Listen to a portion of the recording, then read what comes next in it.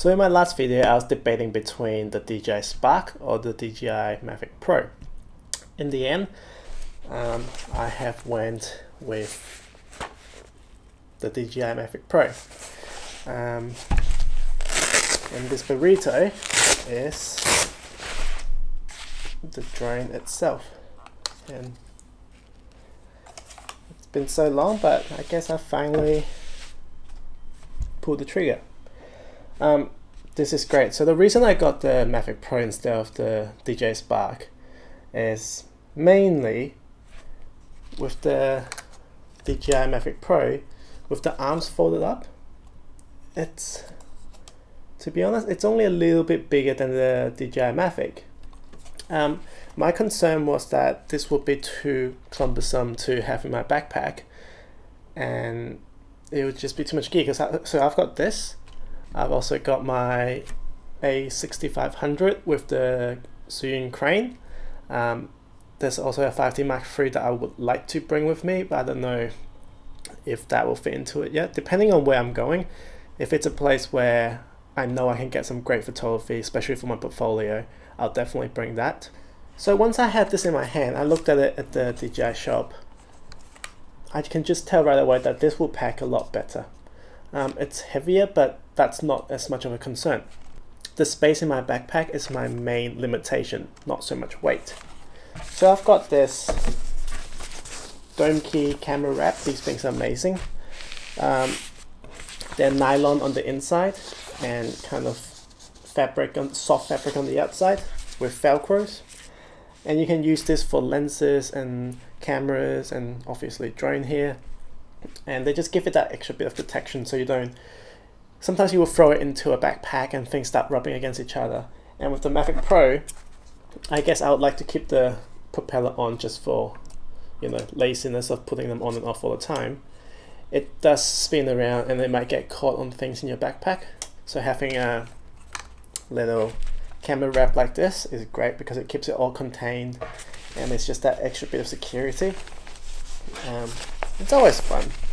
It's like wrapping Christmas presents. So I wrap a little parcel and it feels solid.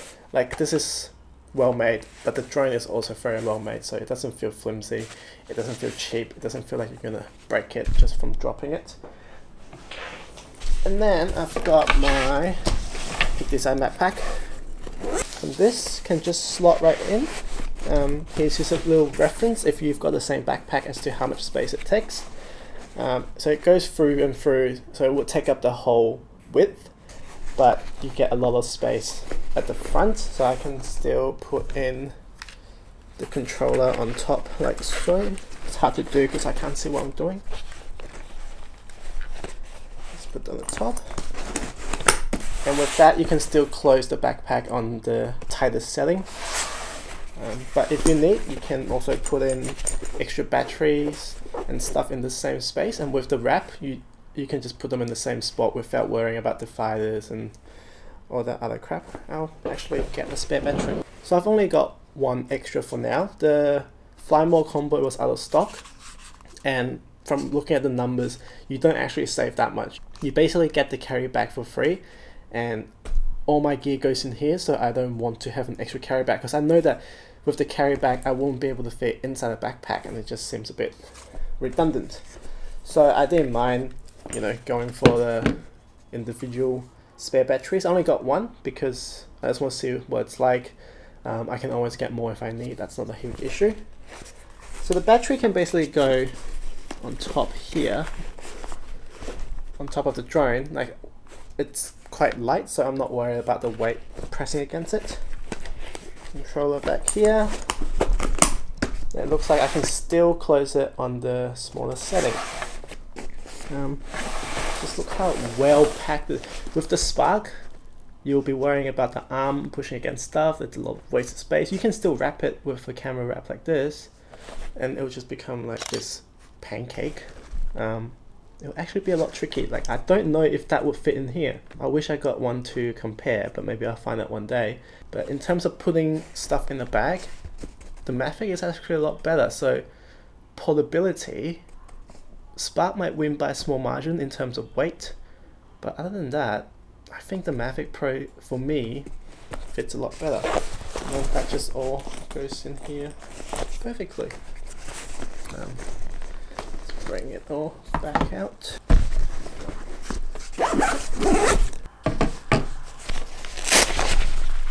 So since portability, you don't actually gain that much, I saw no reason in getting the Spark. The Spark is targeted towards people who obviously never flown a drone before, or they're not that serious about the image quality. In comparison, the Mavic Pro is a lot better. It's not the best, obviously. You've got the Phantom 4, the Inspire series, and they're all way better in terms of image quality. But you lose a lot in portability, and that's way more obvious. Like the gap between the Mavic Pro and a Phantom 4 in terms of portability is way bigger than the gap between the Mavic Pro and the Spark. This, in my mind, is the best bang for your buck. Another thing I didn't like about the Spark is the fact that it only shoots JPEG stills. So by trade, and my main creative outlet is photography, being able to shoot DNG on the Mavic Pro is very important. I know the camera is not amazing, like you're basically flying an iPhone, but it still makes a huge difference when you're shooting RAW versus shooting JPEGs. And with the Mavic Pro, you do get 2.7K and 4K. 4K it's just a marketing thing. Like I don't see a point in shooting 4K because the compression is just terrible. Unless the A6500 where you can shoot 4K at 100 meg a second, this shoots 60. So it's 60 for 1080p, it's 60 for 2.7K, it's 60 for 4K. So what you gain in resolution, you lose in a lot of compression. So you get a more artifacts and it's not worth it. So 2.7K is a good middle ground.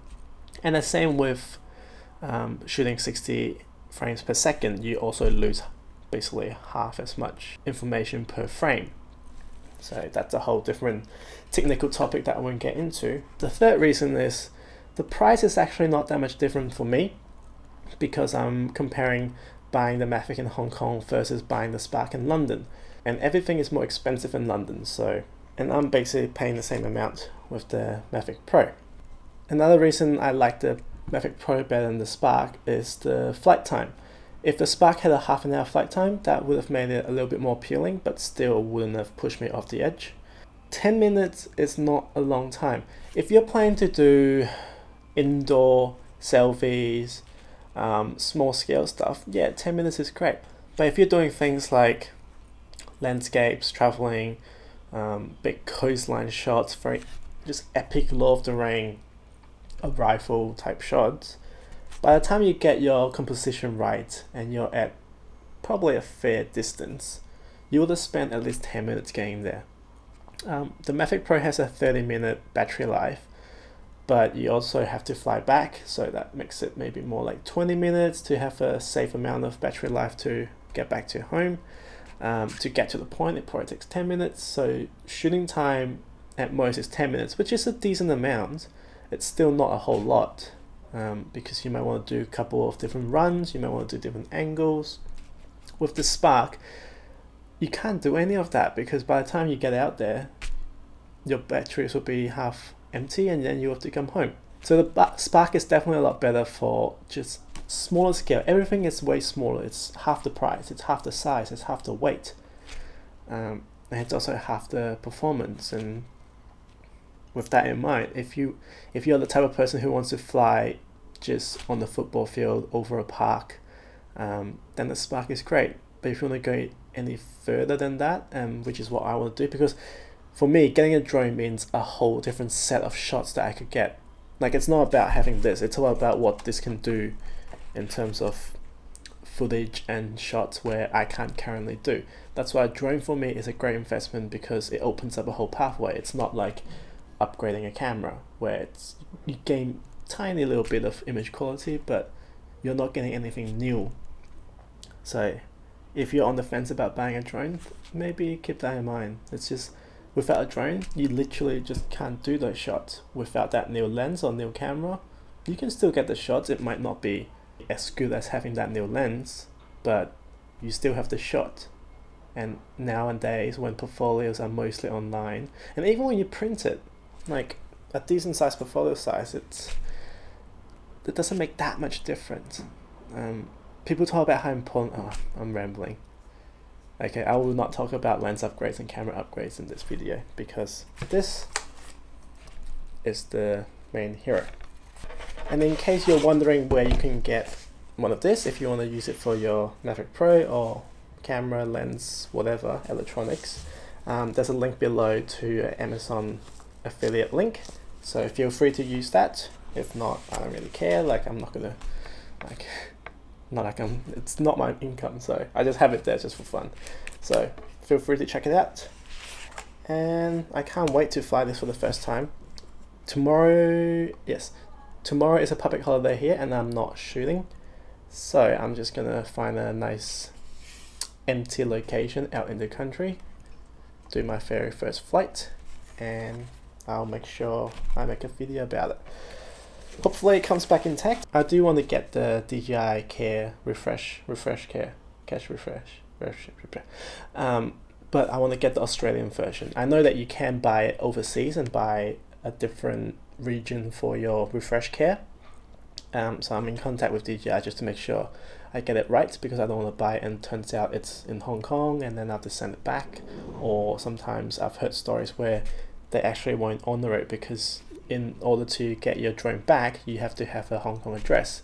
If you don't know anyone in Hong Kong, then apparently they refuse to send it internationally. But that's something to keep in mind. I don't know how true that is.